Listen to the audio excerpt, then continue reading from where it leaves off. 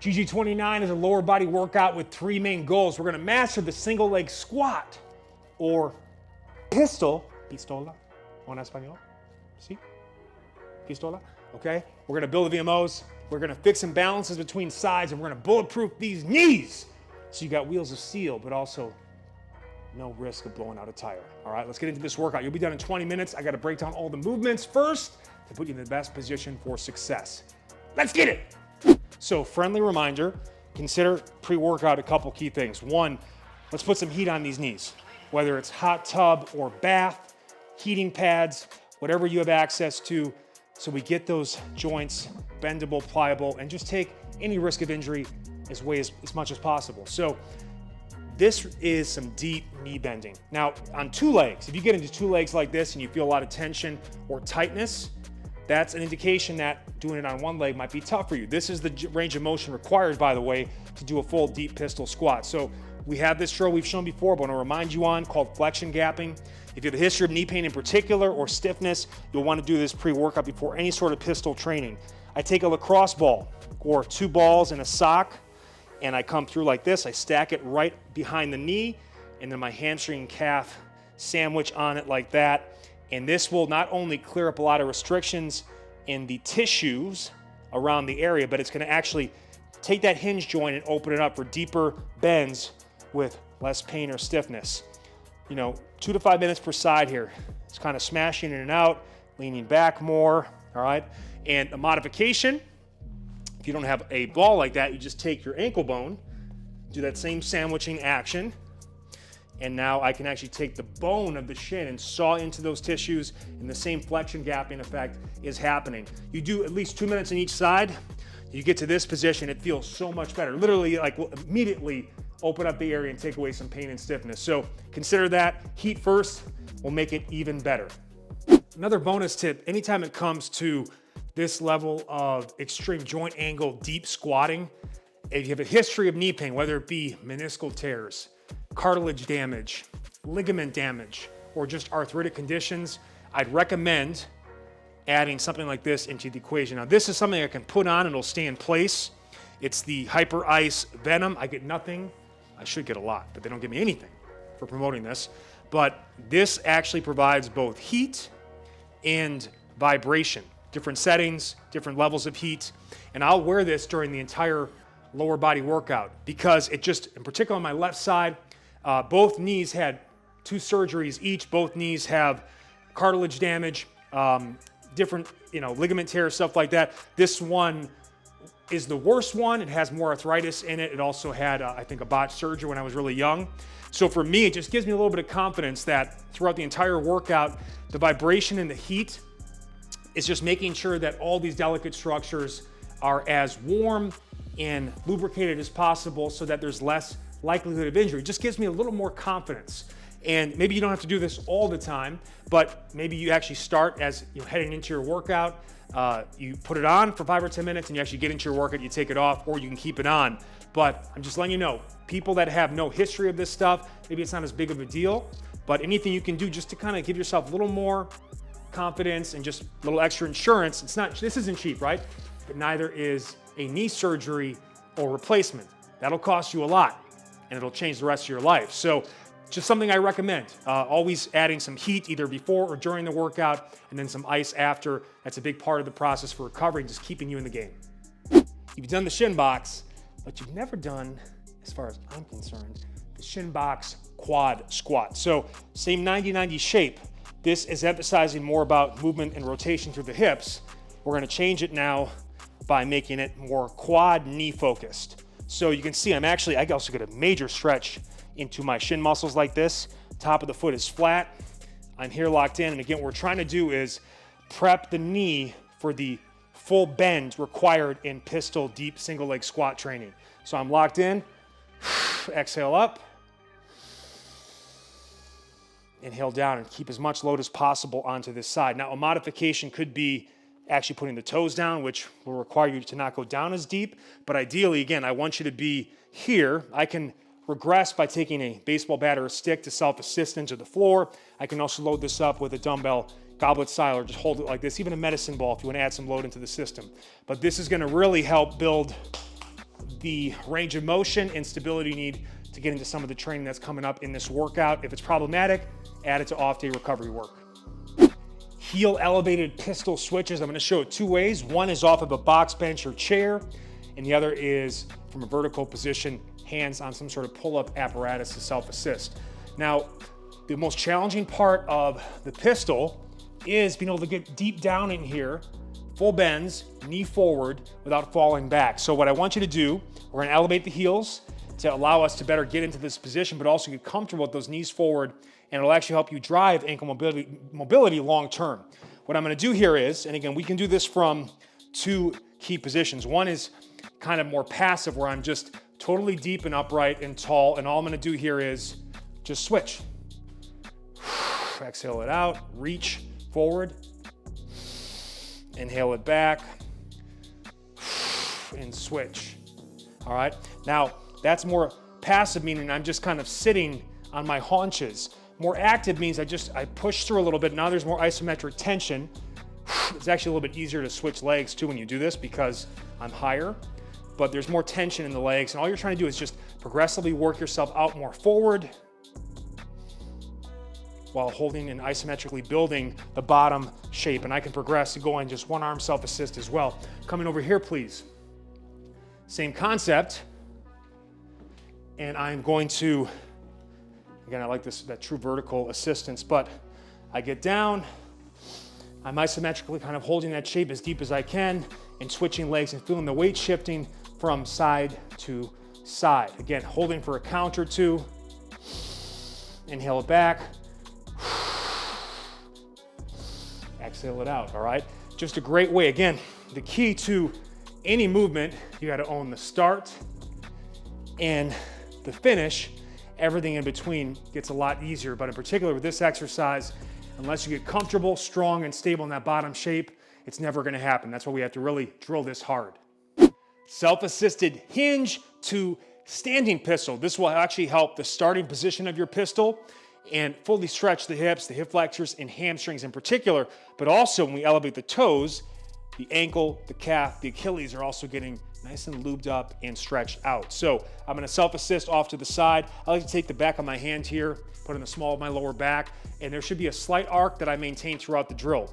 Keeping like this, I'm going to first hinge back flat, and you're using the self-assistance not only to be able to spend enough time in here, but also to positionally correct. So if I'm over-rotating, you're trying to square off, and I can even kind of pump that leg back a bit, but I'm pushing that heel to the sky, and then I'm coming through, and this is the top, like at the bottom of the pistol, I have this leg out, and I'm trying to actually build strength through the hip flexors and flexibility through the hamstrings to be able to do this properly. So stretching here, inhale down, square off, contracting here, but I'm also stretching this trail leg. So this is also a drill, you know, anytime you're trying to get loose, pre-walk, run, throughout your workday, 5 to 10 reps per side, loosen things up in a real way. But this will help tremendously in helping you get better and stronger in the pistol shape. The balance and stability at the top, and be able to keep that leg up without it hitting the ground as you come down to the bottom. Eccentric one leg box squat. Now this becomes just like more of a single leg squat at higher boxes, and it becomes ultimately what it can be is a true pistol squat, but with box assistance. So it allows you to actually build your target over time. You start at higher box, and with an aerobic set with risers, I can keep taking a riser away and closer get to the ground. But the ideal position or shape to shoot for initially is about top thigh parallel to the floor. The true ass to grass or hips below knee level pistol might take you some time. I do want to recommend here starting with the heels elevated just to help you build that positioning, more upright trunk, and get to the point where we can do it foot flat on the floor. And we're gonna be holding a light 5 to 10 pound weight for counterbalance. Keep your arms straight and squeeze it hard to actually create more stability and tension through your upper body so the movement is focused through your lower body. You don't tilt, turn, bend, and lose positioning or shape. Now we did this 1 down, 2 up previously. Now we're doing 1 down, 1 up on this side and really making it work. And we can pause and kind of plant the other foot in between each repetition if needed. Big focus here is I'm gonna fully empty out my lungs with an exhale at the beginning.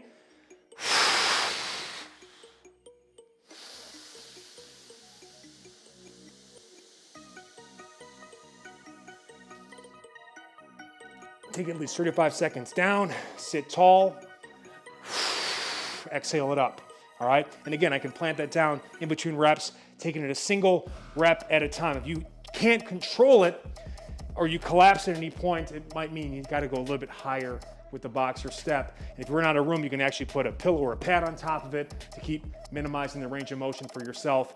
But that is the goal, and you might have to start really high. The goal is, can you control the lowering without plopping, and you should feel no pain in the joint itself, okay? So that is how this one works. Another option I can talk about quickly, if you have or notice that a knee is collapsing in, take a mini band, put it above the knees, and this changes the technique slightly in the sense that what you're gonna try to do with the off leg is push it out to the side, all right? But this will really activate the hips more to strengthen your hips. If you're noticing any sort of knee collapse, and the concept is the same, fully empty out.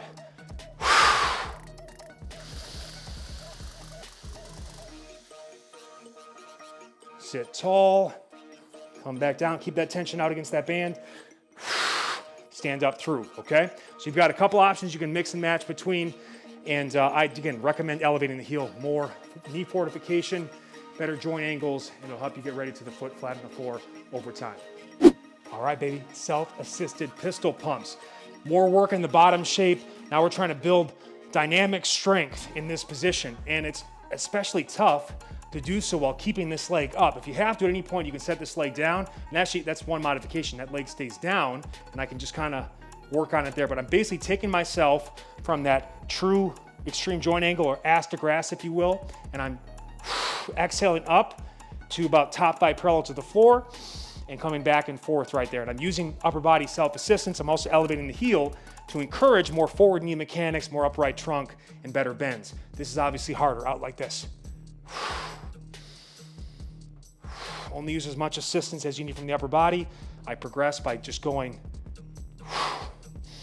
with one arm assistance here, but we're self-assisting because it's a longer set. Keep working on keeping this heel flat, driving the knee forward and staying upright with the trunk. And again, you're working, this leg is working hard, the hip flexors and the hamstring flexibility aspect, keeping it up.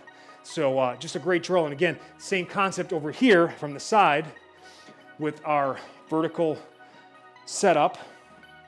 Is I would just get all the way down, and then I'm just doing those pumps. Exhale up, squeeze it.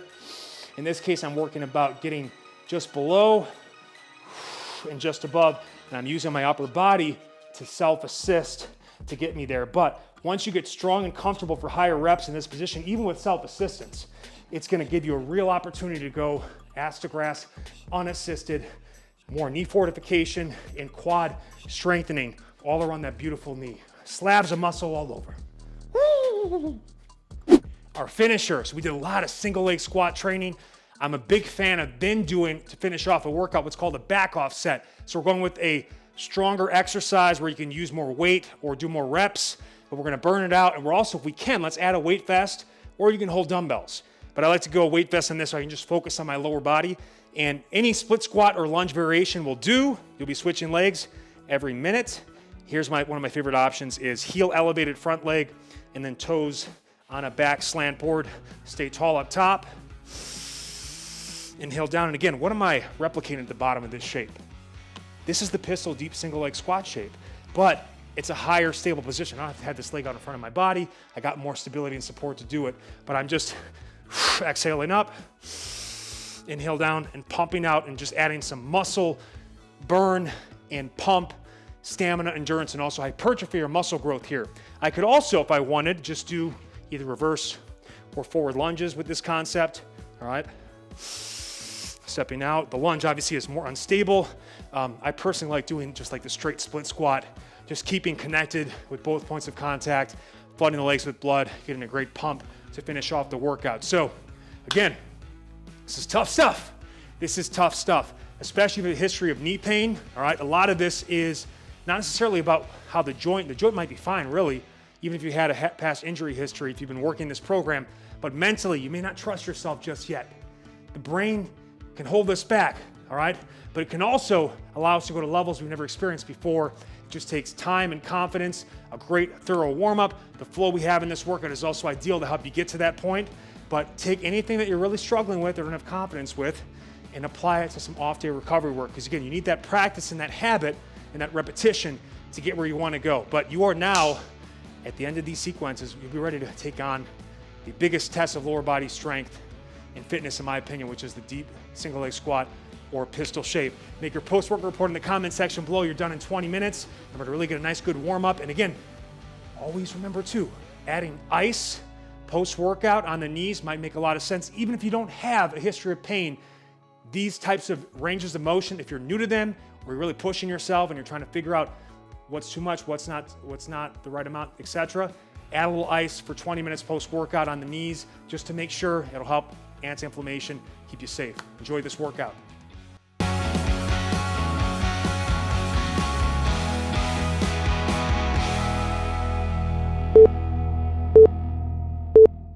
Go.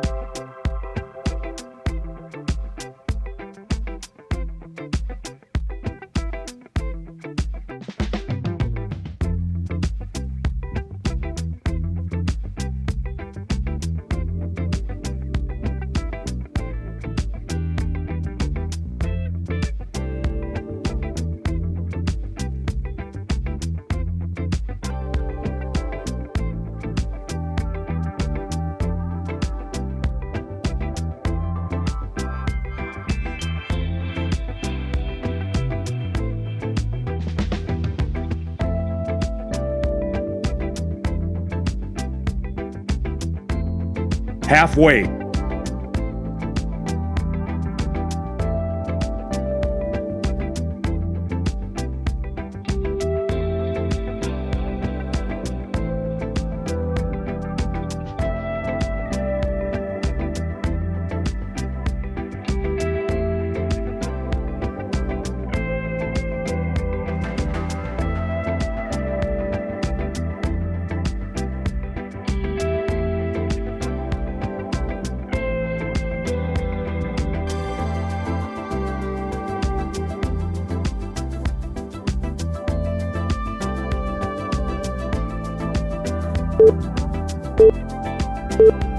Go.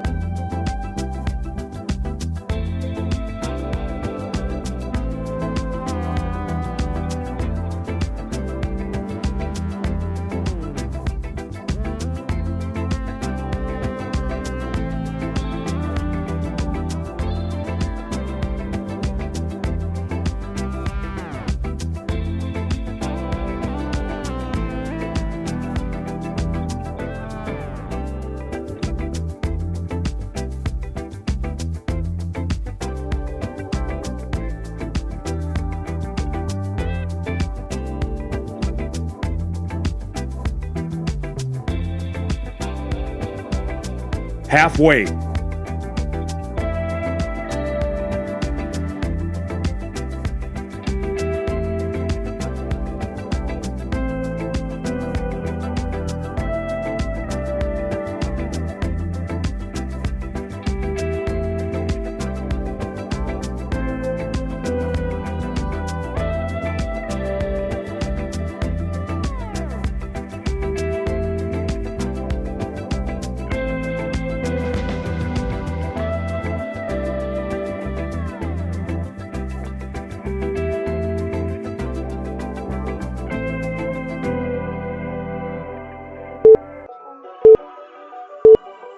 Rest.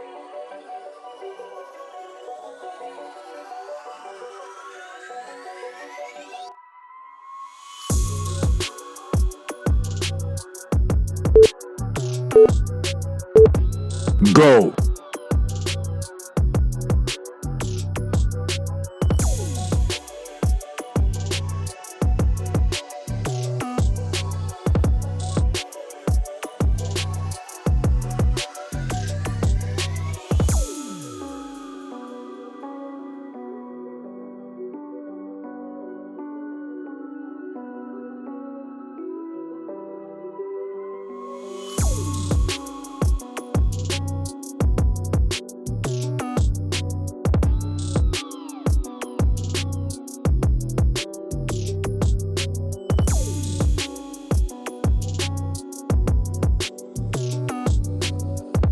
Halfway.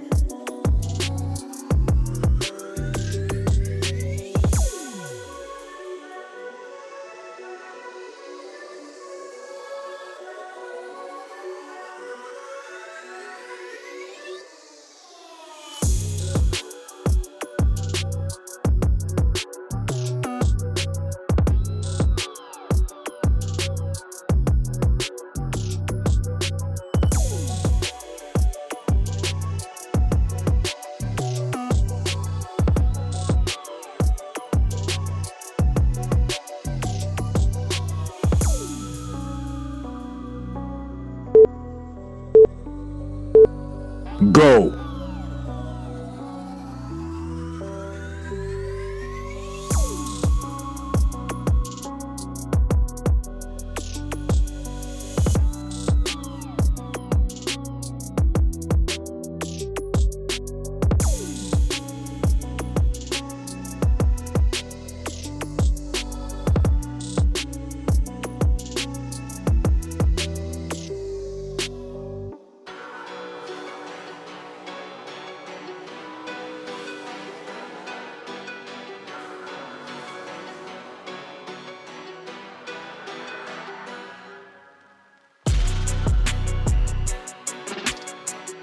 Halfway.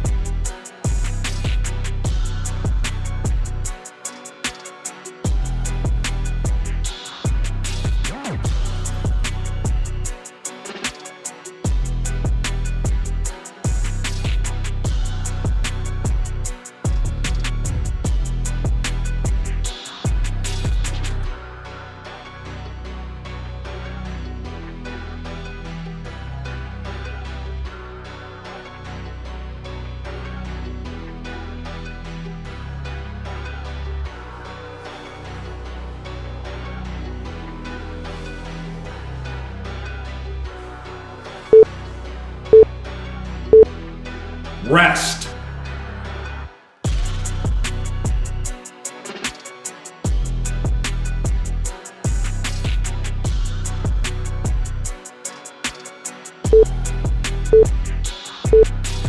Go.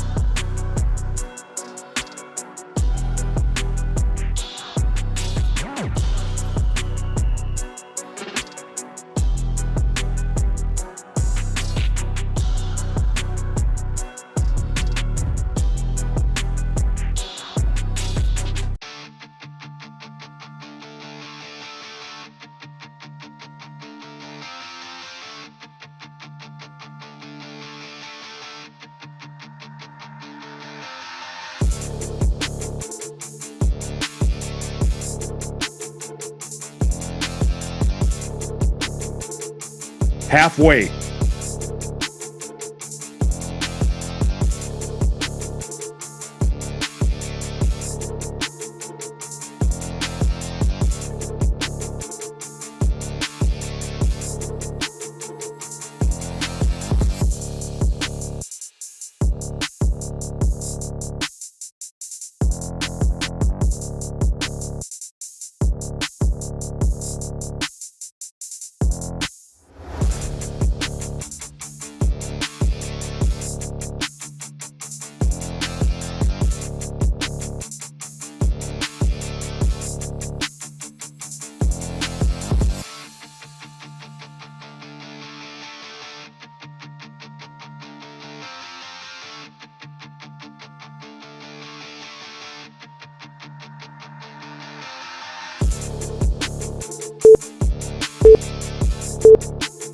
Rest.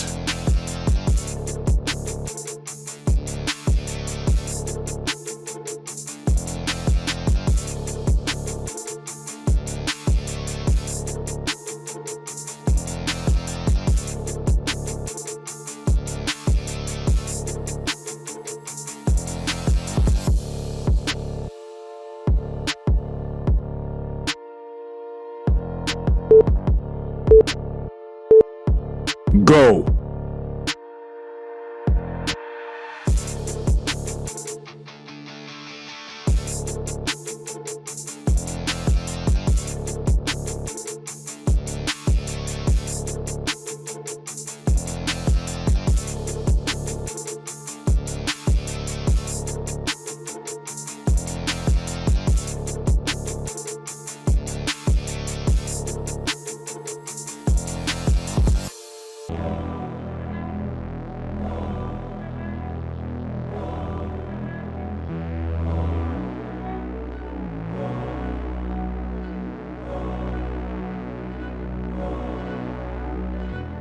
Halfway.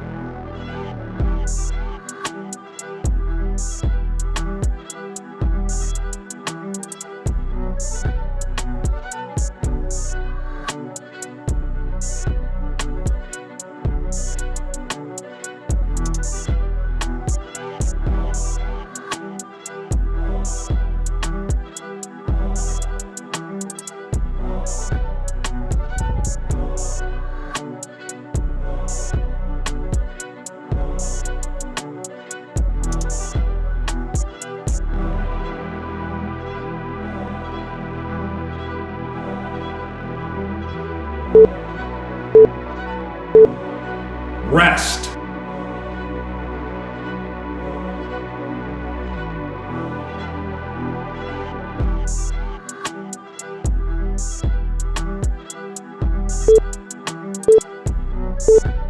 Go.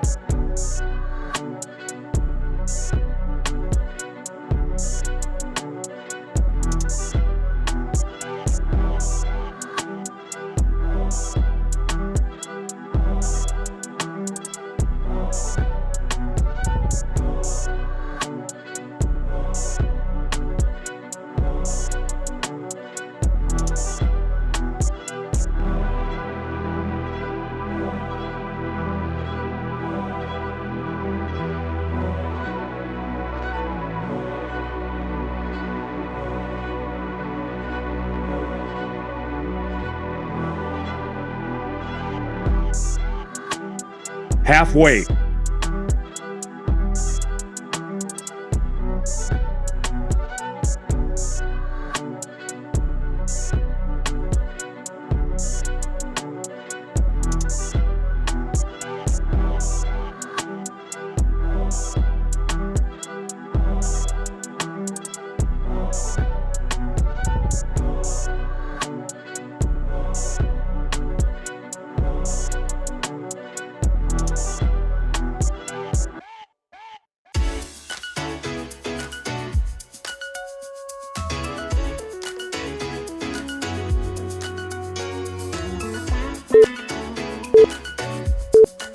Rest.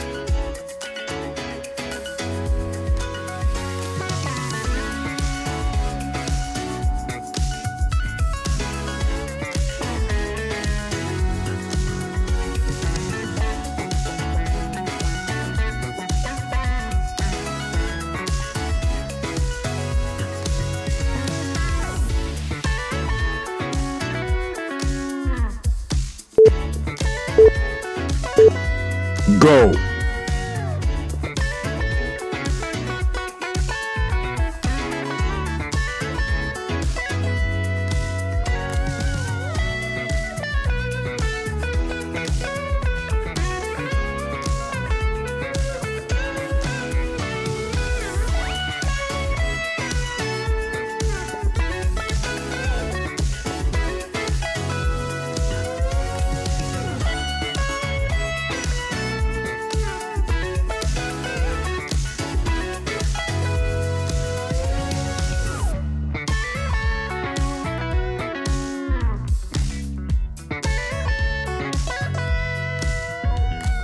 Halfway.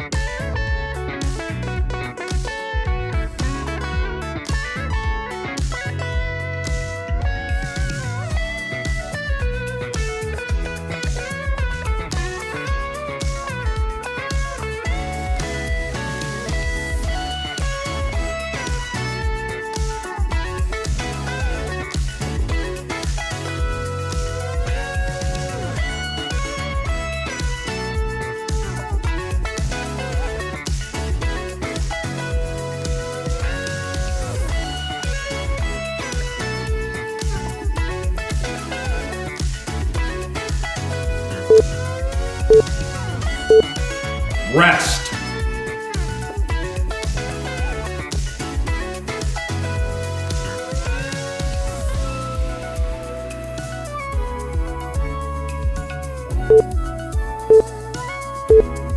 Go.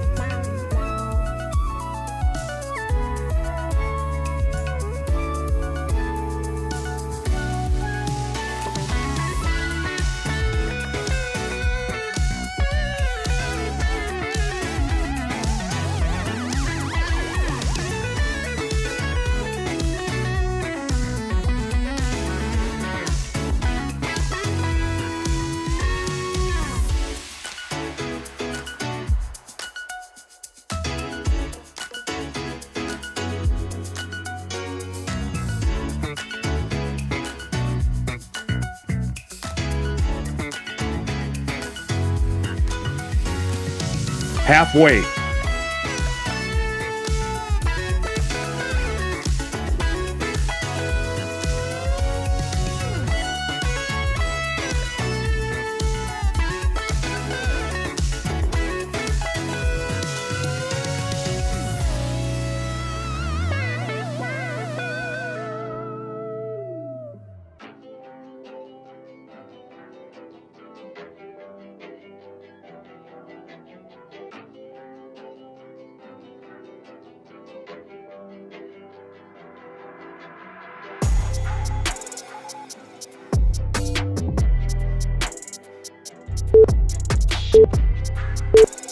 Rest.